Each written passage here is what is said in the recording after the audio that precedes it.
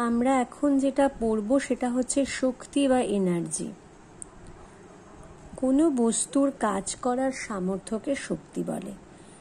শক্তি সংজ্ঞা বলতে আমরা এটাই বুঝি যে কোনো বস্তুর যে কাজ করার সামর্থ্য সেটাই হলো তার শক্তি। এবার শক্তির পরিমাপ আমরা কি করে করব? শক্তি আমরা সবসময় পরিমাপ করি কার্যের মাধ্যমে।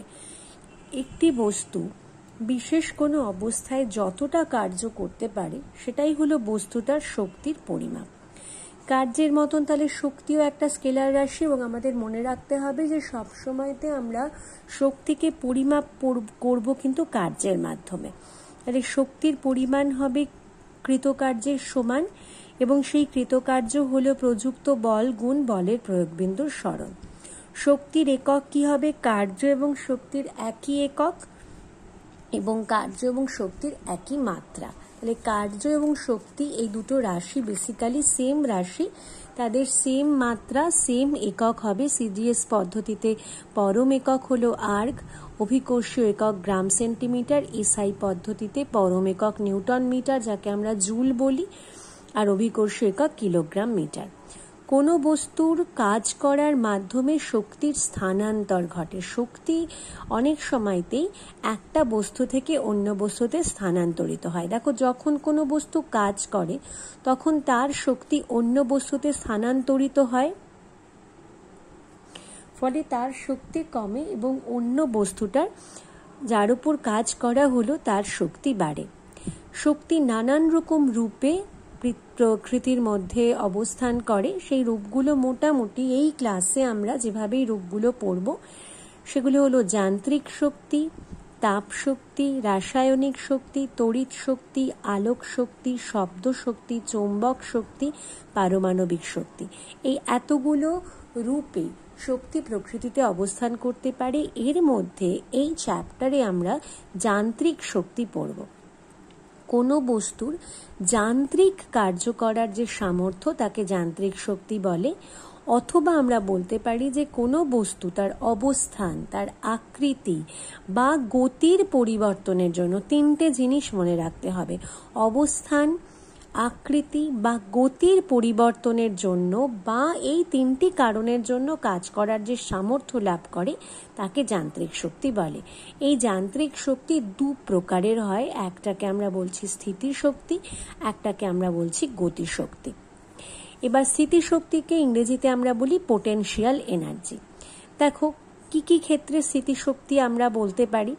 কোনো বস্তুকে অভিকর্ষ বলের বিরুদ্ধে কিছুটা ওপরে তুলতে কার্য করতে হয়। ধরো, তুমি একটা ইটকে মাটিতে পড়ে আছে রাস্তায়, সেখান থেকে তুমি তোমার বাড়ির ছাদে নিয়ে যাবে। তোমার বাড়ি হলো দোতলা বাড়ি, তার দোতলা বাড়ির ছাদে তুমি নিয়ে যাবে। তাহলে ওই যে ইটটা, তাকে পৃথিবী তার কেন্দ্রের দিকে আকর্ষণ করছে, সেটাই হচ্ছে অভিকর্ষ বল, সেটাই হচ্ছে ইটটার ওজন। এবার ইটটার ওজনের বিরুদ্ধে, অভিকর্ষ বলের বিরুদ্ধে তুমি তাকে দোতলা ছাদের ওপর নিয়ে যাচ্ছ, মানে তার খানিকটা সরণ করছো। তাহলে অভিকর্ষ বলের বিরুদ্ধে যে সরণ করলে তখন একটা কার্য করতে হবে, সেই কৃতকার্য বস্তুটির মধ্যে স্থিতিশক্তি রূপে সঞ্চিত হয় এবং বস্তুটির মধ্যে কার্য করার কিছু সামর্থ্য জন্মায়। বস্তুর এই ধরনের শক্তি হলো স্থিতিশক্তি। এই স্থিতিশক্তি হলো অভিকর্ষীয় স্থিতিশক্তি। দেখো, মনে করো নরম মাটির মধ্যে কাদামাটি একটা এলাকা রয়েছে, তার মধ্যে একটা ইট রাখা আছে। তো কাদামাটিটার উপরে যখন ইটটা রয়েছে তখন তুমি দেখবে যে জাস্ট ইটটার একটা দাগ কাদামাটির মধ্যে পড়ে রয়েছে। এবার তুমি কি করলে? ইটটাকে নিয়ে অভিকর্ষের বিরুদ্ধে তোমার দোতলার ছাদের উপর নিয়ে গেলে, ঠিক আছে? এবার দোতলার ছাদের উপর তাকে নিয়ে যাওয়ার জন্য তোমাকে একটা কার্য করতে হলো। কি সেই কার্য? না, অভিকর্ষ বল, এবং অভিকর্ষ বলের বিরুদ্ধে তুমি লম্ব দিকে যতখানি সরণ করেছো, অর্থাৎ যতটা উপরে তুলেছো, সেটা গুণ করলে তুমি ওই কার্যটা পাবে। ওই কার্যটা ওই ইটটার মধ্যে স্মৃতিশক্তি রূপে সঞ্চিত হবে। এবার যদি তুমি ইটটাকে ওই দোতলার ছাদ থেকে ওই নরম কাদামাটিতে ফেলো, তাহলে তুমি দেখবে যে এইবার কিন্তু ইটটা কাদামাটিটাকে বেশ খানিকটা ডেবে ভেতরে ঢুকে গেছে, যেটা কিন্তু যখন ইটটা কাদামাটির উপরে ছিল তখন ইটটা সেটা করতে পারেনি। তাহলে এই যে এক্সট্রা মাটিটাকেও দাবিয়ে দিল খানিকটা ঢুকিয়ে, মানে নিচে নেমে গেল মাটিটা। সেটা কি করে হলো? সেটা হচ্ছে ওই ইটটার মধ্যে কাজ করার যে সামর্থ্য সে লাভ করেছিল, যে যতটা কাজ তাকে উপরে তুলতে করা হয়েছিল সেটাই তার মধ্যে স্মৃতিশক্তি হিসেবে সঞ্চিত ছিল। সেই স্মৃতিশক্তিটাকে সে এই মাটিটাকে দাবানোর কাজে ব্যবহার করেছে, অর্থাৎ তার মধ্যে একটা কাজ করার সামর্থ্য ডেভেলপ করেছে। তাহলে এটাকে আমরা স্মৃতিশক্তি বলছি, এবং এটা যেহেতু অভিকর্ষ বলের বিরুদ্ধে কাজ করে এই শক্তিটা পাওয়া গেছিল, তাই এটাকে অভিকর্ষীয় স্মৃতিশক্তি বলছে। একটি পাথরকে রাবারের গুলতির মধ্যে নিয়ে গুলতিটিকে টেনে ছেড়ে দিলে পাথরটি দ্রুত গতিতে নিক্ষিপ্ত হয়। এখানে গুলতি দিয়ে রাবারের ফিতাকে টেনে প্রসারিত করতে যে কার্য করতে হয় তা প্রসারিত রাবারের ফিতার মধ্যে স্মৃতিশক্তি রূপে সঞ্চিত থাকে। এই স্থিতিশক্তিকে স্থিতিস্থাপক স্মৃতিশক্তি বলে। এই সঞ্চিত স্থিতিস্থাপক স্মৃতিশক্তিকে কাজে লাগিয়ে পাথরের টুকরোটি প্রচণ্ড গতিতে নিক্ষিপ্ত করতে পারে। কি হলো, তুমি এই রকম একটা কাঠের টুকরোর মধ্যে বা এরকম একটা গাছের ডাল ওয়াই শেপের নিয়ে তার মধ্যে তুমি একটা রাবারের ব্যান্ড লাগিয়েছো, ইলাস্টিক ব্যান্ড। এবার সেটাকে তুমি যখন টানছো, টেনে বড় করছো, প্রসারিত করছো, তখন কি করছো? তুমি তার আকৃতি পরিবর্তন করছো। এই আকৃতি পরিবর্তন করে জোর করে ওকে প্রসারিত করার ফলে তোমাকে খানিকটা কার্য করতে হবে। তুমি যে কার্যটা করবে সেটা ওই প্রসারিত রাবারের মধ্যে স্মৃতিশক্তি রূপে সঞ্চিত হবে, এবং ওইটাকে আমরা স্থিতিস্থাপক স্মৃতিশক্তি বলি। কারণ এই রাবারের যে ফিতেটা, তাকে যখন তুমি টেনে বড় করছো তখন স্থিতিস্থাপকতা ধর্মের জন্য ও তোমাকে বাধা দেয়, কিন্তু বাধার বিরুদ্ধে তুমি ওটাকে টেনে বড় করছো। তার ফলে তুমি একটা কার্য করছো, এবং সেই কার্যটাকে আমরা স্থিতিস্থাপক স্মৃতিশক্তি হিসেবে সঞ্চিত হচ্ছে এই কথা বলছি, কারণ ওই কার্যটা করাই হচ্ছে স্থিতিস্থাপক বলের বিরুদ্ধে, তাই ওটাকে স্থিতিস্থাপক স্মৃতিশক্তি বলছি। এবার যখন তুমি ওই রাবারের ব্যান্ডটাকে টেনে ছেড়ে দেবে তখন কি হবে, ওর ওই পুরো স্থিতিস্থাপক স্মৃতিশক্তিটা ওই পাথরকে দিয়ে দেবে। সেই স্মৃতিশক্তিটা নিয়ে পাথরটা প্রচণ্ড গতি, মানে সেই স্মৃতিশক্তিটা পাথরটার মধ্যে গতিশক্তিতে কনভার্ট হয়ে যাবে, এবং পাথরটা প্রচণ্ড গতিতে ছুটে বেরিয়ে যাবে, এবং সেটা দিয়ে কারুকে আঘাত করা যেতে পারে, কোনো পাখি মারা যেতে পারে, কোনো গাছের ফল পাড়া যেতে পারে। তাহলে এই যে পাথরটা যে কাজটা করলো, সেই কাজের জন্য শক্তি সে কিন্তু ওই রাবারের ফিতা থেকে পেল, এবং সেই শক্তিটা স্থিতিস্থাপক স্মৃতিশক্তি হিসেবে সঞ্চিত ছিল, এবং সেটা পাথরের মধ্যে যখন এলো তখন পাথর একটা কাজ করার ক্ষমতা লাভ করলো, এবং পাথরের মধ্যে ওটা গতিশক্তিতে রূপান্তরিত হলো।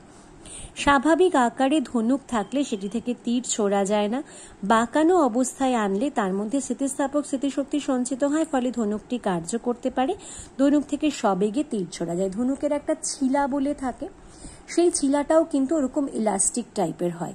সেটাকেও যখন তুমি টানছো তখন কি হচ্ছে, পুরো ধনুকের আকারটা বেঁকে যাচ্ছে, তুমি আকৃতি পরিবর্তন করছো। তাহলে তোমাকে আকৃতি পরিবর্তন করতে ওই ধনুকটা বাধা দেবে, তার স্থিতিস্থাপক ধর্মের জন্য সে বাধা দেবে। স্থিতিস্থাপকতা আমরা পড়েছি যে আকৃতি পরিবর্তন করতে চাইলে বাধা দেয়। স্থিতিস্থাপক ধর্মের জন্য যে সে বাধাটা দেবে, সেই বাধার বিরুদ্ধে তুমি যে কার্য করছো সেই কার্য ওই ধনুকের ছিলার মধ্যে স্থিতিস্থাপক শক্তি হিসেবে সঞ্চিত হবে, এবং তারপর যখন তুমি তীরটা ছাড়বে তখন ওই স্থিতিস্থাপক স্মৃতিশক্তি তীরের মধ্যে গতিশক্তি রূপে স্থানান্তরিত হবে, এবং তীরটা প্রচণ্ড গতিবেগে যাবে, গিয়ে যে কোনো জায়গায় বিদ্ধ হবে, কোনো প্রাণী বা কোনো মানুষকে মারার কাজেও সেটা লাগতে পারে। সুতরাং সেটার কাজ করার সামর্থ্য কিন্তু ওই ধনুকের ছিলার মধ্যে যে স্থিতিস্থাপক স্মৃতিশক্তি ছিল তার থেকে পাওয়া যাচ্ছে। ঘড়িতে যখন দম দেওয়া হয়, আগেকার দিনে দম দেওয়া ঘড়ি ছিল, এখন তোমরা বেশ কিছু খেলনা দেখবে যেগুলোতে চাবি ঘুরিয়ে দম দিতে হয়, ছোটদের খেলনা, তখন ওর ভেতরে স্প্রিং থাকে। স্প্রিংটাকে সংকুচিত করে স্প্রিংটিকে ওর স্বাভাবিক আকার থেকে একটি বিশেষ আকার দেওয়া যায়। ঘড়ির স্প্রিংটিকে সংকুচিত করলে স্প্রিংটির যে স্থিতিস্থাপক স্মৃতিশক্তি অর্জন করে, ওখানেও তুমি স্প্রিংটাকে বিকৃত করছো, তার নিজের আকৃতি থেকে চেঞ্জ করছো। সেই স্মৃতিশক্তি ব্যয় করেই ঘড়িটা চলে। কারণ তুমি কি করলে, স্প্রিংটাকে আকৃতি পরিবর্তন করে ঘড়িটাতে দম দিলে। এবার এইটা করতে গেলে দেখবে ঘড়িতে দম দেওয়ার সময় বা কোনো খেলনা গাড়ি বা কিছুতে যখন তুমি চাবি দিচ্ছ, তখন তোমাকে বেশ প্রেশার দিয়ে কাজটা করতে হচ্ছে। তার মানে তুমি একটা কাজ করছো, সেটা ওই স্প্রিংয়ের মধ্যে স্থিতিস্থাপক স্মৃতিশক্তি হিসেবে সঞ্চিত হবে। এবং তারপরে যখন তুমি খেলনা গাড়িটা ছেড়ে দিচ্ছ, তখন দেখা যাচ্ছে গাড়িটা চলছে বা ঘড়িটা চলছে, তখন ওই স্মৃতিশক্তিটাকেই কাজে লাগিয়ে গাড়িটা চলবে বা ঘড়িটা চলবে। তাহলে উপরের উদাহরণগুলো থেকে বলা যায় কোনো বস্তু তার স্বাভাবিক অবস্থান, তার আকার, তার আকৃতি পরিবর্তনের জন্য কার্য করার যে সামর্থ্য লাভ করে তাকে বস্তুটি স্মৃতিশক্তি বলে। এই স্মৃতিশক্তি দু প্রকার হয়, অভিকর্ষীয় স্মৃতিশক্তি আর স্থিতিস্থাপক স্মৃতিশক্তি।